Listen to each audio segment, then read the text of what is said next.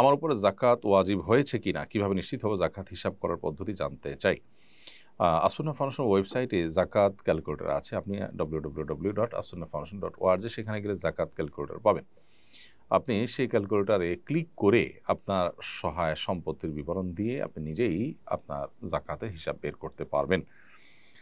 আশা করছি যে এটা আপনার জন্য সহায়ক হবে। এছাড়া যদি আপনার জাকাত বিষয়ক সুনির্দিষ্ট কোনো প্রশ্ন থাকে তাহলে আমাদের অফিসে আসুন্নাহ ফাউন্ডেশনে অফিস টাইমে ফোন দিলে ইনশাআল্লাহ উলামা ইকরাম আপনাকে উত্তর দিবেন।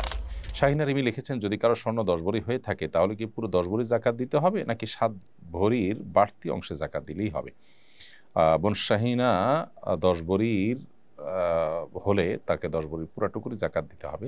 7.5 ভরির উপরে হলে তখন সবটুকুর জাকাত দিতে হয়, শুধু অতিরিক্ত অংশের নয়, বরং পুরোটারই জাকাত দিতে হবে 2.5% হারে। দেলোয়ার হোসেন পনি আপনি লিখেছেন, রোজা রেখেও অনেকে নামাজ পড়ে না, তাদেরকে নামাজে নেওয়ার জন্য কি করা যায়? বেনামাজি রোজাদারের রোজা হবে কিনা? রোজা রেখেও যদি কেউ নামাজ না পড়েন তার ওটা দুর্ভাগ্যজনক, কারণ রোজার চাইতে নামাজের গুরুত্ব অনেক বেশি। যিনি রোজা রাখছেন তিনি ইসলামের এটার গুরুত্বটা বুঝতে পেরেছেন, কিন্তু নামাজের গুরুত্বটা তিনি বুঝলেন না। তাকে নামাজের গুরুত্বটা বোঝানো উচিত এবং নামাজের গুরুত্ব সম্পর্কে তাকে পুস্তক পড়তে দেওয়া, কোনো লেকচার শুনতে দেওয়া অথবা কাউন্সেলিং করা, এটা উচিত।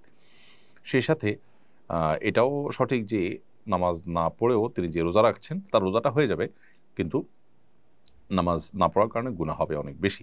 ব্যাপারটা এরকম যে কেউ পাগড়ি পরেছেন কিন্তু তার পরনে লুঙ্গি নেই, তো পাগড়ি পরার সওয়াব পেলেও লুঙ্গি না পরার যে গুনাহ, ভয়াবহ কবিরা গুনাহ, সেটা হবে। পাগড়ি পরে যে সওয়াব পাবে, লুঙ্গি না পরে তার চাইতে বেশি গুনাহ হবে। অতএব রোজা হতে হয়ে যাবে, কিন্তু তার নামাজ যে পড়লে না তার জন্য তিনি অনেক বড় দায়ী থাকবেন আল্লাহর কাছে। আসুন্নাহ ফাউন্ডেশন, উম্মার স্বার্থে সুন্নাহর সাথে।